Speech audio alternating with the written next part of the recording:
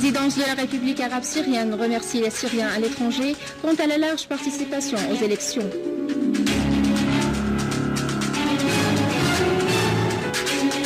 La Russie et l'Iran vont suivre les élections présidentielles en Syrie à travers de représentants parlementaires. Des unités de l'armée et des forces armées prennent le contrôle des villages Ataf et Zehnan dans la banlieue de Daraa.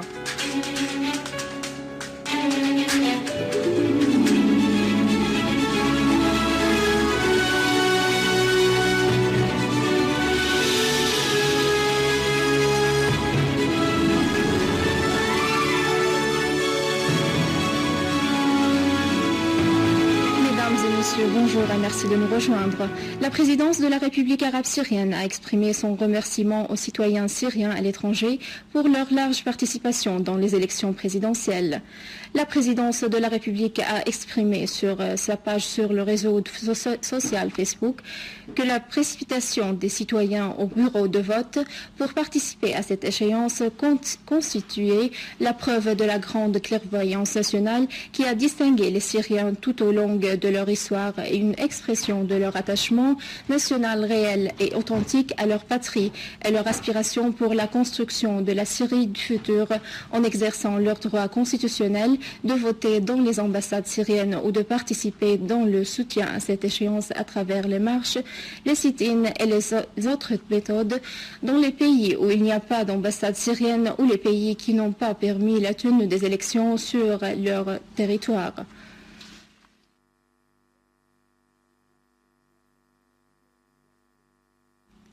Le candidat aux élections présidentielles, Maher Abdelhafiz Hajjar, a affirmé que l'image qu'ont présentée les Syriens au cours des élections présidentielles à l'étranger constituait un véritable jalon dans l'histoire de la Syrie et ceci constitue une réplique pour tous ceux qui pourraient faire le commerce du peuple syrien et une preuve de l'attachement des Syriens à leur conscience.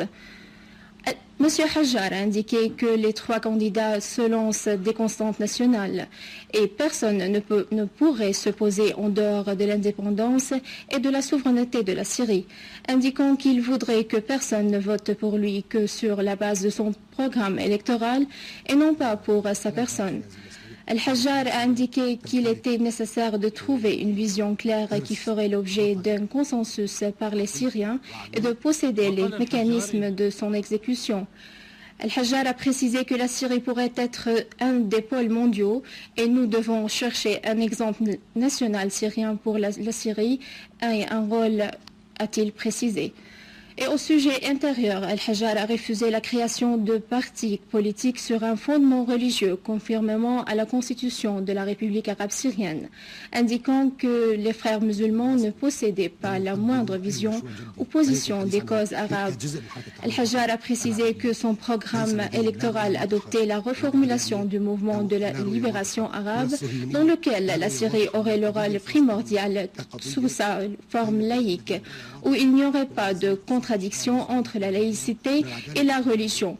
Il a en outre évoqué la nécessité du changement pour réaliser la justice sociale, la redistribution des revenus et la création d'emplois qui garantiraient la dignité et la stabilité des citoyens syriens.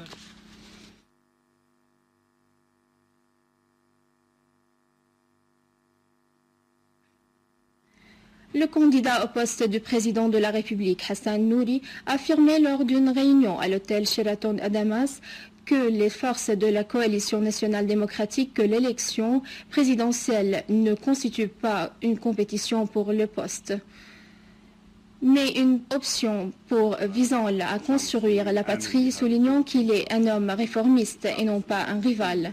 Nouri a évoqué son programme électoral à partir d'une vision économique, d'une stratégie pour le développement de la gestion et du tissu social à travers des élections démocratiques.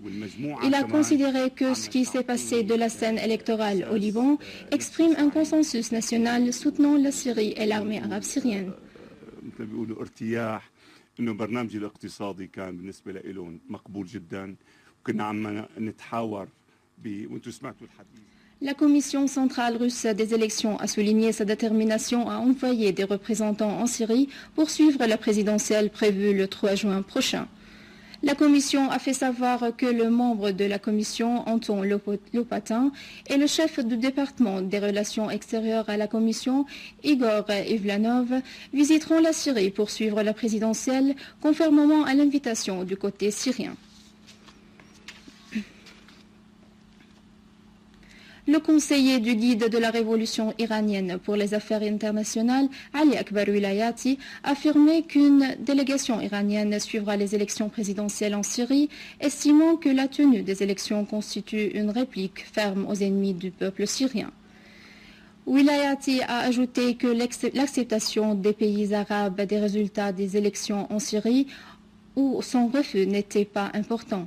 Mais l'important est que le peuple syrien est celui qui décide l'avenir de son pays et résout la crise par les méthodes démocratiques, précisant que les pays occidentaux ne cherchaient pas à poser les fondements de la démocratie au Proche-Orient, mais voudraient des pays satellites dans la région.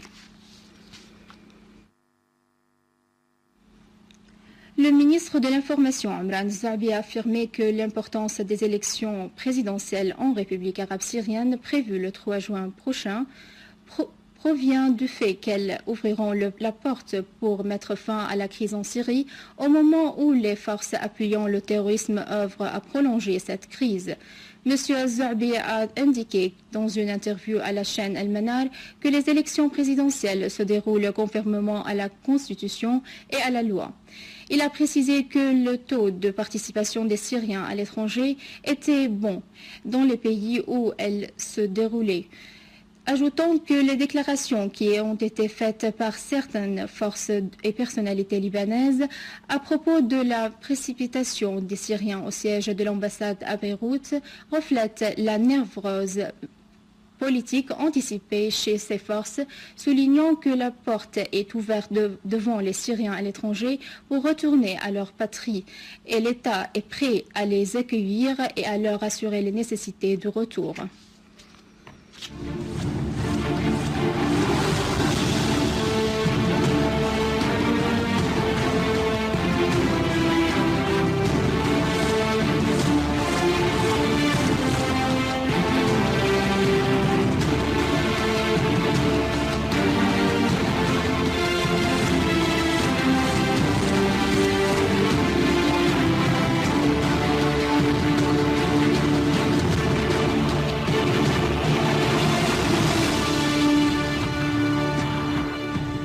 Le ministère russe des Affaires étrangères a confirmé que les fournitures d'armes américaines aux groupes terroristes armés en Syrie contribueront à faire escalader la situation et le feu de ces armes va rebondir sur les pays qui soutiennent ces groupes terroristes.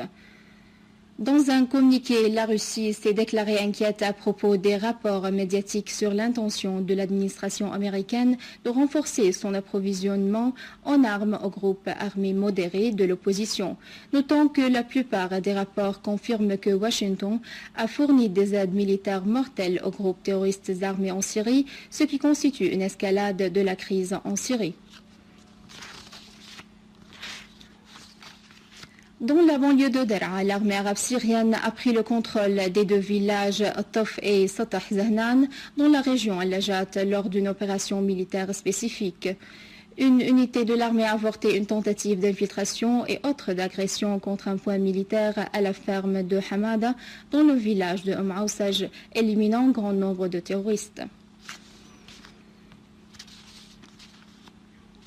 Dans la banlieue de Homs, nos forces armées ont abattu grand nombre de terroristes à Shibat Kanaz, au sud-ouest de Hassia et au village de Shabaniya, Hosh Talib et Ferhania et Ain Hussein à Talbisa. Des unités de l'armée ont détruit des stands de mortiers et de roquettes dans différents quartiers à partir desquels les terroristes de Jabhat Nusra ont agressé les habitants.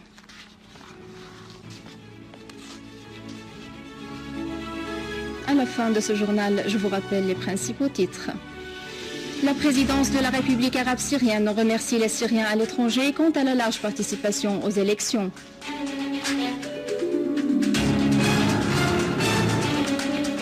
La Russie et l'Iran vont suivre les élections présidentielles en Syrie à travers de représentants parlementaires.